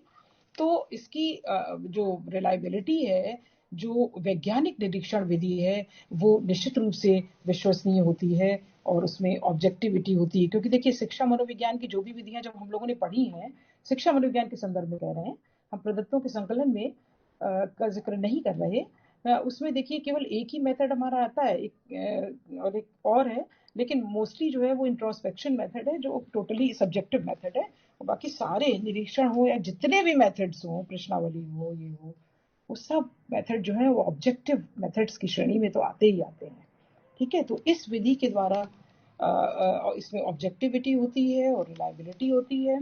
नेक्स्ट है नेचुरल सेटिंग, यानी कि प्राकृतिक परिवेश में इसके एडवांटेज सबसे ज्यादा ये है कि ये स्वाभाविक परिवेश में जो घटनाएं जैसी घटित हो रही हैं उनका निरीक्षण किया जाता है। यानी कि देखिए कितनी अच्छी चीज है कि किसी भी प्रकार का हेर फेर रिसर्चर के द्वारा नहीं किया जाता, कोई मैनिपुलेशन नहीं किया जाएगा। जैसा जो घटित हो रहा है उसको उसी रूप में हमें वर्णित करना है। यूजफुल फॉर यंग एंड शाई चिल्ड्रन, मतलब कि जो छोटे बच्चे हैं उनके लिए तो ये विधि बहुत ही ज्यादा उपयुक्त है। क्यों? क्योंकि जो लोग अपने बातों को, अपनी मन की चीजों को शब्दों के द्वारा व्यक्त नहीं कर सकते भली भांति, अगर हम उनसे कोई प्रश्नावली भरवाने लगे तो वो उसको भर नहीं सकते। ऐसे जितने भी लोग हैं उनके लिए ऑब्जर्वेशन मेथड बहुत ज्यादा सटीक है। और टीचर्स जो होते हैं, आप देखिए प्री प्रिपरेटरी के जो बच्चे होते हैं वो प्ले वे मेथड्स में से हर चीज सीखते हैं, और वहां के टीचर्स का आउटलुक जो है वो आप देखिए कितना डीप ऑब्जर्वेशन उनका होता है, ठीक है। Useful for delinquent behaviour and mental disorders, यानी फिर वही चीज है कि अपराधी लोगों का हम उनके ऊपर हमें कोई रिसर्च करनी है तो हम किस तरह से करें। तो उसमें ऐसा लगता है कि दूर रह करके ऐसे व्यक्तियों के व्यवहार का निरीक्षण आसानी से किया जा सकता है, जो लोग मानसिक व्याधियों से पीड़ित है, जो किसी मतलब कि वो कुसमायोजित थे एक्चुअली, और वो कुसमायोजन की प्रक्रिया उनकी लॉन्ग टर्म तक चली थी, उन्होंने कोई सुधार नहीं किया, तब वो जाकर के कहीं मेंटल डिसऑर्डर्स के शिकार हो गए। और ऐसी अवस्था में भी हम उनके व्यवहार का निरीक्षण करके उनके लिए कोई सकारात्मक उपाय ढूंढ सकते हैं। एंड एम्पेरिकल स्टडी से मतलब है, आनुभविक अध्ययन है ये। कहने का मतलब है कि ये इंद्रियों पर आधारित अध्ययन है, और ये हम सभी को मालूम है कि इसमें सारी इंद्रियां इन्वॉल्व रहती हैं, लेकिन नेत्रों और कानों का प्रयोग कुछ ज्यादा ही होता है। और उसके आधार पर कहते हैं ना कि आंखों देखेंगे, जब तक हम आंखों नहीं देखेंगे विश्वास नहीं करेंगे, कानों सुनी बात पर हम विश्वास नहीं करते। तो निरीक्षण विधि इसी चीज को का समर्थन करता है कि वो आंखों देखे तथ्यों का निरीक्षण करने के लिए रिसर्चर जो है या कोई ऑब्जर्वर सदैव तैयार रहता है और उन चीजों पे विश्वास करता है। उसके आधार पर वो अपने शोध के रिजल्ट तैयार करता है। No need of special equipments और टूल्स, ये बात सही है। जो टूल्स हमने अभी गिनाए थे पहले की, कैमरा है, टेप रिकॉर्डर है, विजुअल रिकॉर्डिंग के लिए कुछ इक्विपमेंट्स हैं, वो सारी चीजें आज कॉमन है। कोई स्पेशल इक्विपमेंट्स की जरूरत इसमें नहीं पड़ती, बड़ी ही कॉमन है। हम लोगों के पास जो मोबाइल फोन्स हैं वो भी इतने ज्यादा स्मार्ट हैं कि हम उसमें बहुत सारी चीजों का बिल्कुल कंप्यूटर की तरह से हम कर सकते हैं। तो कहने का मतलब हर हाथ में मोबाइल है। तो अब कहने का मतलब यही है सिर्फ यहाँ कि इसमें कोई भी स्पेशल ट्रीटमेंट की जरूरत नहीं है। Useful for individuals as well as groups, यानी कि ये केवल इंडिविजुअल्स पर के लिए ही लाभदायक नहीं है। ये विधि जो है या ऑब्जर्वेशन मेथड जो है, ये देखिए इंडिविजुअली भी किया जा सकता है और ग्रुप्स पर भी। क्योंकि ऐसे इसको समझ लीजिए थोड़ा सा, अगर हम किसी एक व्यक्ति के व्यवहार का अध्ययन करना चाहें, इजीली पॉसिबल है। अगर हम पूरे समूह का अध्ययन करना चाहें, बिल्कुल पॉसिबल है। अगर हम एक कक्षा में बैठे हैं एज अ टीचर, हमारी भूमिका है, और हम किसी एक बच्चे के व्यवहार का निरीक्षण करें, प्रतिदिन करें, ठीक है, हमें कुछ प्रॉब्लम्स दिख रही हैं, अगर उसमें हम प्रतिदिन करें, हम बिल्कुल सकारात्मक परिणामों पर पहुंच जाएंगे एक दिन और उसकी मदद कर सकेंगे। ठीक है, अगर हम ग्रुप पर यानी कि पूरी कक्षा के व्यवहार का हम निरीक्षण करें, वो किसी भी संदर्भ में हो सकता है, चाहे हम पढ़ा रहे हैं, हमारी इफेक्टिव टीचिंग है कि नहीं है, चाहे उनकी लर्निंग पावर को देखने के लिए, चाहे उनके इंटेलिजेंस को देखने के लिए, चाहे उनकी फिजिकल कुछ जो डेफिशिएंसीज हैं उनको देखने के लिए, शारीरिक कमियों को देखने के लिए, किसी भी चीज को लेकर के हम उनका ऑब्जर्वेशन लगातार कर सकते हैं। उनके अचीवमेंट्स को देखने के लिए कि आखिर क्या बात है भाई कि हम मैथ्स पढ़ा रहे थे और मैथ्स में मेरे जो 40 बच्चे थे, 40 में 40 किसी के भी नंबर ठीक नहीं आए हैं, इसका क्या कारण है? तो हम उनकी गतिविधियों को जरा सा निरीक्षित करेंगे। पता चला कि कुछ बच्चों को तो ब्लैक बोर्ड नहीं दिखाई दे रहा था, कुछ बच्चों को मेरी राइटिंग सही नहीं लग रही थी, कुछ बच्चे जो थे बेचारे पढ़ना चाहते थे लेकिन वो किसी मतलब मैथमेटिकल एबिलिटी उनके अंदर ज्यादा नहीं थी, इसलिए वो सीख नहीं पाए। ऐसे तमाम अनगिनत प्रकार के कारण हो सकते हैं। तो ये सब चीजें जो है ऑब्जर्वेशन से जानी जा सकती है। जितनी सटीक हम समझते हैं उतनी सटीक ये अन्य विधियों से। इमीडिएट डिटेक्शन ऑफ प्रॉब्लम, यानी जो शोध समस्या है आपकी, एक्चुअली शोध समस्या क्यों, साधारण जीवन में भी तमाम प्रकार की समस्याएं उजागर होती हैं जिनको हम एक्शन रिसर्चेस की तरह से करते हैं कि समस्या को हमने लिया और तुरंत उसका हमने समाधान किया। तो ये कह रहे हैं कि निरीक्षण के माध्यम से भी ये सहूलियत एक ऑब्जर्वर को प्राप्त होती है कि वो इमीडिएट डिटेक्शन समस्याओं का हो जाता है, यानी कि वो निरीक्षण करता है ऑब्जर्वर या रिसर्चर या एज अ टीचर या जो भी आप कह लें, एज अ सोशल वर्कर, वो और तुरंत ही उसका समाधान जो है वो प्राप्त कर लेता है। तो यानी कि ये एक समस्या का त्वरित समाधान है। एक डायरेक्ट मेजर ऑफ बिहेवियर, यानी कि ये व्यवहार का प्रत्यक्ष अध्ययन है। हम किसी की बात पे विश्वास नहीं कर रहे हैं, हम क्या कर रहे हैं, जो हमारे सामने घटित होता है। देखिए, व्यवहार का प्रत्यक्ष अध्ययन, ठीक है, हम बनावटी व्यवहार का अध्ययन नहीं कर रहे हैं कि प्रयोगशाला में हमने एक कृत्रिम आर्टिफिशियल एक सिचुएशन हमने बनाई हुई है और वहां पर जाकर के हम देखें। अब इसका एक अच्छा उदाहरण हमें याद आ गया है। देखिए, भीड़ में व्यक्तियों के व्यवहार का अध्ययन समाजशास्त्री मुद्दा है, लेकिन देखिए भीड़ में व्यक्तियों के व्यवहार का अध्ययन, यानी एक्चुअल भीड़ अगर लग गई किसी कारण से, ठीक है, तो वास्तविक परिस्थिति में उसका जो मेजरमेंट हो पाएगा वो कहीं और नहीं। पता चला कि भीड़ लगी हुई है, तो उसमें आप जो निरीक्षण कर पाएंगे व्यवहार का, वो आप बिल्कुल प्रयोगशाला में नहीं कर पाएंगे किसी कीमत पे। ठीक है, तो कहने का मतलब है कि अगर वहां देखिए भीड़ लगी हुई है, कोई किसी को मार रहा है, और अगर पता चला दो आदमी उधर से निकल रहे हैं, उनको पता चला अरे यार इसने हमें पहले भी हमारे साथ ही बड़ा बुरा बर्ताव किया, तो उसने भी अपना हाथ साफ कर लिया और निकल गया पतली गली से। ठीक है, तो कहने का मतलब है कि वो जो एक्चुअल बिहेवियर है वो हमें कहाँ मिलता है, ऑब्जर्वेशन के द्वारा। यानी आप ऑब्जर्वेशन करिए, फिर देखिए क्या सटीक बातें निकल करके सामने आती हैं। Okay, the next slide is disadvantages of observation. देखिए, इसके कुछ डिसएडवांटेजेस हैं, यानी कुछ इसके सीमाएं हैं, कुछ इसकी कमियां हैं। जिसमें पहला है हमारा लिमिटेड टू ओवर्ट बिहेवियर। सबसे बड़ी बात है कि निरीक्षण विधि के द्वारा व्यक्ति के बाह्य व्यवहार का ही अध्ययन किया जा सकता है। अर्थात इस विधि द्वारा आंखों से दिखाई देने वाले व्यवहार का अध्ययन किया जाता है और व्यक्ति के भीतर क्या घटित हो रहा है इन चीजों से निरीक्षणकर्ता अनजान रहता है।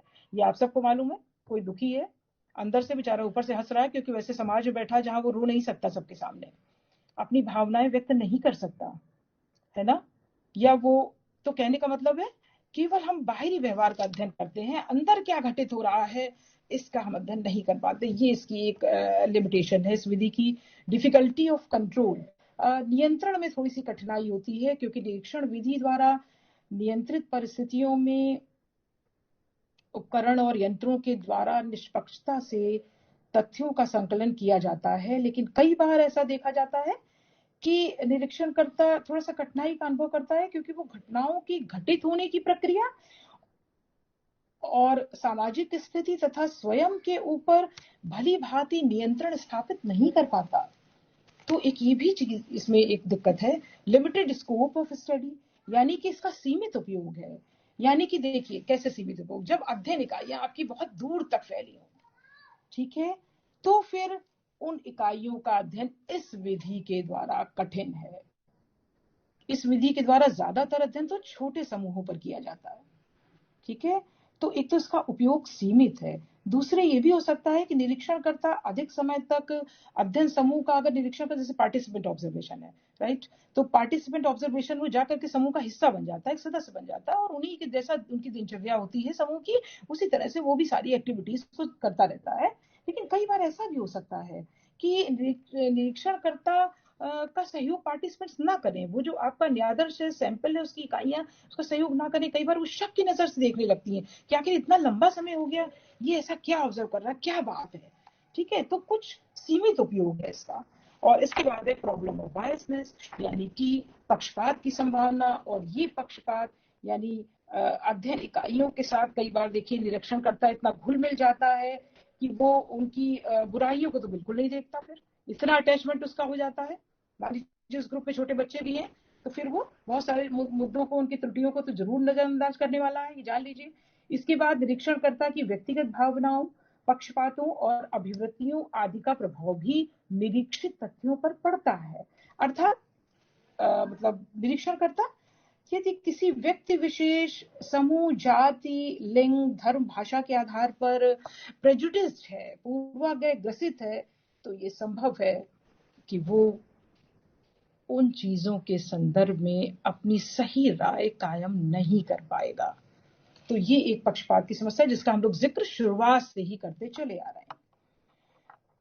फिर है इसमें आर्टिफिशियल बिहेवियर। इसकी व्याख्या सिर्फ यही है कि इसमें कृत्रिम व्यवहार प्रकट होता है, किसका, अध्ययन इकाइयों का, है ना। निरीक्षणकर्ता जो अध्ययन इकाइयों का कृत्रिम व्यवहार प्रकट होता है, क्योंकि जिस प्रकार के व्यवहार की अपेक्षा निरीक्षणकर्ता करता है, कई बार अध्ययन इकाइयां वैसा व्यवहार प्रदर्शित नहीं करती। क्यों? अब देखिए पार्टिसिपेंट जो ऑब्जर्वेशन था उसके दो हमने बताए थे, एक ओवर्ट और कोवर्ट जो निरीक्षण था। उस निरीक्षण में सबसे बड़ी बात तो यही है कि अगर देखिए कोई व्यक्ति जान जाए, यानी अध्ययन इकाइयों को ये मालूम पड़ जाए कि अमुक व्यक्ति हमारा निरीक्षण कर रहा है, तो उसके व्यवहार में कृत्रिमता आ ही जाएगी 100%। कोई भी व्यक्ति अपनी बुरी चीजों को अभिव्यक्त नहीं करना चाहता, डिस्क्लोज नहीं करना चाहता किसी के सामने, तो निश्चित रूप से वो अंदर से कुछ और है, बाहर से कुछ और है। हम ऑब्जर्वर हैं, हमने निरीक्षण कर लिया, क्योंकि बाहर से उसने मुखौटा पहन रखा है, ठीक है, एक मास्क पहन रखा है। मास्क मतलब मास्क नहीं, एक्चुअली मास्क नहीं है वो, एक्चुअली क्या है, वो उसकी पर्सनैलिटी का बनावटीपन है, राइट। तो एक और है हमारा लिमिटेशंस ऑफ द ऑब्जर्वर, यानी निरीक्षणकर्ता की भी स्वयं की कुछ सीमाएं हैं। देखिए एक तो ये जान लीजिए कि निरीक्षण विधि की सफलता जो है वो बहुत कुछ इस बात पर निर्भर करती है कि निरीक्षणकर्ता कितना योग्य है, कितना वो प्रशिक्षित है, कितना व्यवहार कुशल है। अगर निरीक्षणकर्ता में ये गुण नहीं होते हैं, तो निरीक्षण विधि द्वारा सही तथ्यों का आकलन, संकलन कभी भी नहीं हो पाएगा, ठीक है।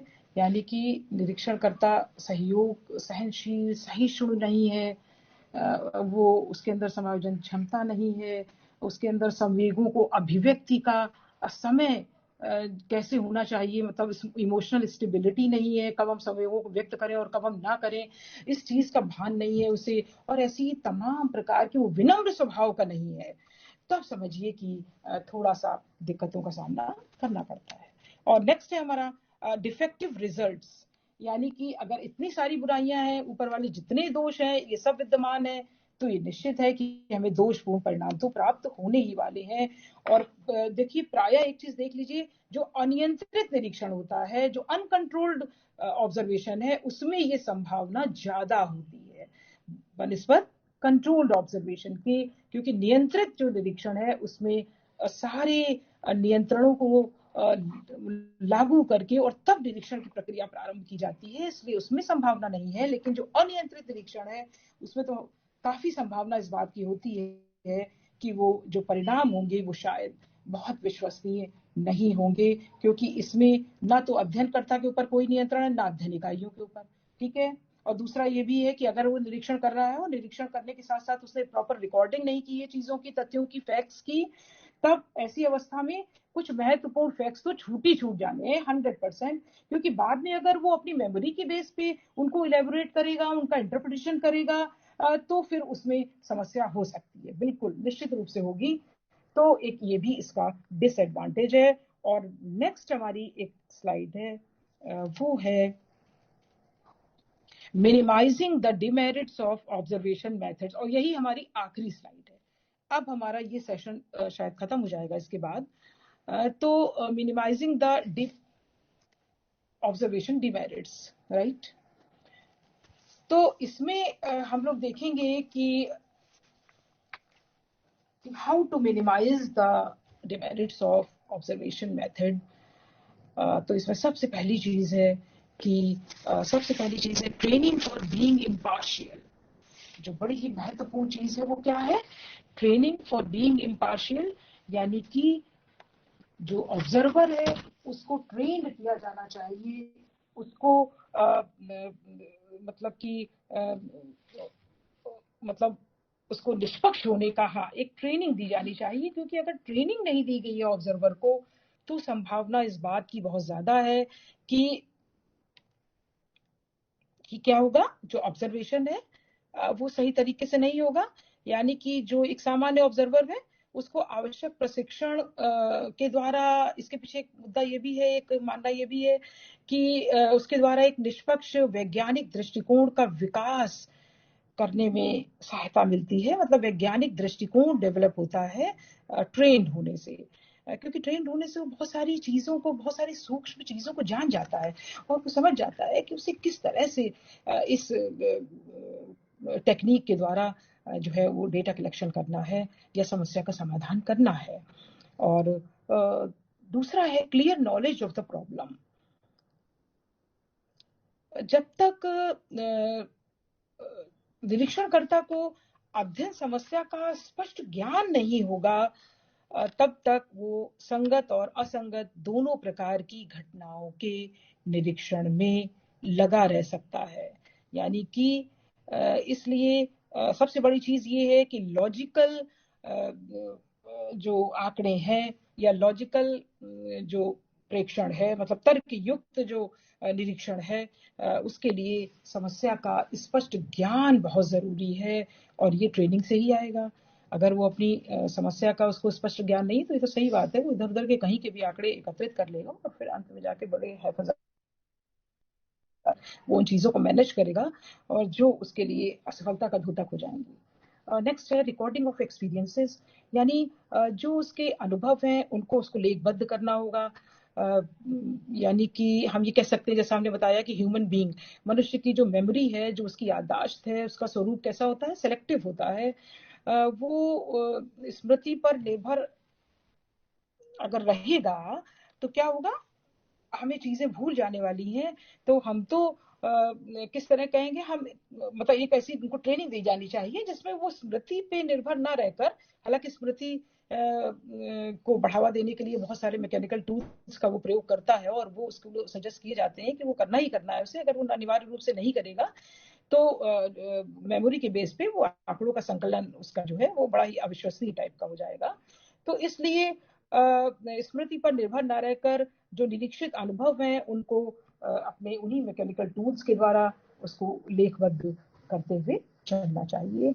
The next is categorisation of observe event, यानी जो उसने जो भी घटनाएं उसने ऑब्जर्व कर ली हैं उन घटनाओं का एक वर्गीकरण उसको कर लेना चाहिए, क्योंकि वर्गीकरण करने से क्या होगा, एक तो उसके क्वांटिफिकेशन में, उसके परिमाणन में और कई बार कुछ सांख्यिकी अभिगणन में उसको सहायता मिलेगी। और यदि आवश्यक हो तो ऐसी स्थिति में कुछ शेड्यूल्स, कुछ चेक लिस्ट आदि का व्यापक उपयोग किया जा सकता है। चेक लिस्ट में क्या होता है, जैसे हम एक कक्षा में एक बच्चों के व्यवहार का निरीक्षण कर रहे हैं, तो हमें चेकलिस्ट बनानी होगी। हम ये निरीक्षण कर रहे हैं कि सभी बच्चे लोगों का जो अचीवमेंट है वो सही नहीं है, ठीक है। तो हम जो बीइंग अ टीचर उसका हम एक चेकलिस्ट बना सकते हैं कि देखें बच्चे किस प्रकार का व्यवहार करते हैं, ठीक है। उसमें हम कई कैटेगरीज में उसको बांट दें और हम ये कहें कि ये बच्चा, और इसको हम हर 15 मिनट में ऑब्जर्व करें कि बच्चा उस क्लास के दौरान बच्चा खाना खा रहा है, कोई बच्चा म्यूजिक सुन रहा है, कोई बच्चा जो है सो रहा है, कोई बच्चा, तो क्या है ना, इस सब कि कितने बच्चों ने ऐसा किया, इस प्रकार की एक्टिविटी की, कितने बच्चों ने बहुत ध्यान से पढ़ा, कितने बच्चों ने ऐसा किया। तो ये जो समस्या है इसका समाधान आसान है। चेकलिस्ट का मतलब यही होता है कि जितनी भी आपकी जो भी मेन समस्या है उससे संबंधित जो तमाम प्रकार के जो फैक्टर्स हैं जो उस समस्या को प्रोवोक कर रहे हैं उनको हम कैटेगराइज कर लेते हैं, राइट। और दूसरा है हमारा नेक्स्ट है aids of mechanical devices. Aids of mechanical devices को हमें बार बार समझाना नहीं है। हम अगर अपनी ऑब्जर्वेशन की कुछ बुराइयों को हटाना चाहते हैं और उसको कमियों को दूर करना चाहते हैं तो अनिवार्य रूप से कंपलसरी ये है कि हम मैकेनिकल डिवाइसेस का यूज करें, उनकी मदद लें और उससे हमारे लिए जो डेटा का जो एनालिसिस है वो बहुत आसान हो जाएगा, ठीक है। The next is increasing the number of observations, यानी जो ऑब्जर्वेशन की संख्या में वृद्धि की जानी चाहिए। कहने का मतलब है कि चूंकि जो अनियंत्रित अनकंट्रोल्ड नेचुरल ऑब्जर्वेशन है उसकी तो आवश्यकता अनुसार पुनरावृत्ति नहीं की जा सकती, क्योंकि वो जब घटना घटित होगी तब होगी। लेकिन यदि संभव हो सके तो निरीक्षणों की संख्या में आवश्यक वृद्धि की जानी चाहिए कि हमने निरीक्षण की संख्या में वृद्धि कर दी है, अगर ऐसा कोई अवसर आता है, वो घटना घटित होती है तो हम बहुत शीघ्रता से उसका ऑब्जर्वेशन कर लेंगे। तो ये हो सकता है कि हम उसकी संख्या बढ़ाएं, ये नहीं कि अब हमने कर लिया तो कर लिया, अब तो हम नहीं करेंगे। समझ में आया? ऐसा हमको डिनाई नहीं करना है किसी चीज को, हमें क्या करना है, उनकी संख्या में वृद्धि कर देनी है, नंबर ऑफ ऑब्जर्वेशंस बढ़ा देने हैं और फिर उसके आधार पर हम जो है वो मतलब एज ए रिसर्चर हम उसको अच्छी तरह से काम कर सकते हैं और अपनी ऑब्जर्वेशन टेक्निक को प्रभावशाली बना सकते हैं, इफेक्टिव बना सकते हैं। दूसरा, increasing the number of observers, कि निरीक्षणकर्ताओं की संख्या में वृद्धि भी करनी। देखिए एक इसमें टाइप था सामूहिक निरीक्षण, ठीक है, सामूहिक निरीक्षण जिसमें यही चीज है कि जो एक से दो, भले हम लोग कहते हैं ना कि जो चीज एक ऑब्जर्वर के उसमें नहीं आती है वो दूसरा ऑब्जर्वर्स को देख लेता है, तो कई बार सामूहिक निरीक्षण की भी आवश्यकता पड़ जाती है। तो इनका कहना है कि प्रेक्षकों की संख्या में वृद्धि की जानी चाहिए, यानी निरीक्षणकर्ता जो है उनको ट्रेनिंग तो देनी ही चाहिए ताकि वो कुशलतापूर्वक अपने काम को कर सके। क्यों? क्योंकि निरीक्षण विधि में बहुत सारे काम करने पड़ते हैं एक साथ, ठीक है, जिसको मैनेज करना कठिन काम है, तो वो करेगा ही। साथ ही क्या होगा, एक से अधिक प्रेक्षकों की या निरीक्षणकर्ताओं को किसी भी घटना के अवलोकन के लिए नियुक्त कर दिया जाता है ताकि उनके जो निष्कर्ष होंगे, जो वो आंकड़ों का संकलन कर रहे हैं उसमें बहुत ज्यादा ऑब्जेक्टिविटी और रिलायबिलिटी जो है वो बढ़ जाए, ठीक है। तो ये एक बड़ा ही अहम वो है, अगर हम इन सारे उपायों को अपनाते हैं तो संभावना है कि ऑब्जर्वेशन टेक्निक से हम अपने रिसर्च के जो आंकड़े हैं अनुसंधान के, उनका जो कलेक्शन है, संकलन है, वो भली भांति कर पाएंगे। तो आज हमारा ये लेक्चर यहाँ पे खत्म हो रहा है। ये जो हमने इंफॉर्मेशन आप लोगों को दी है ये समाप्त हो रहा है, हो गया है। और thanks for attending the class. Thank you so much, ma'am. Okay. Thank you, ma'am. हाँ. Thank you, ma'am. Thank you, ma'am. Good afternoon to everyone. सबको समझ में आ गया ठीक से? Thank you ma'am. किसी भी प्रकार की आपको प्रॉब्लम हो तो आप व्हाट्सएप नंबर पे अपनी समस्या लिखकर रिसर्च से रिलेटेड या कोई और भी चीज जो समझ में ना आई हो आप हमसे कांटेक्ट कर सकते हैं। हम उसका सलूशन उस व्हाट्सएप पे दे देंगे। ठीक है? ओके जी और मैम। कोई प्रश्न, कोई क्वेरी हो तो मैडम से आप पूछ सकते हैं। मन में कोई जिज्ञासा हो तो आप पूछ सकते हैं मैडम से। मैडम आपके पास में हैं।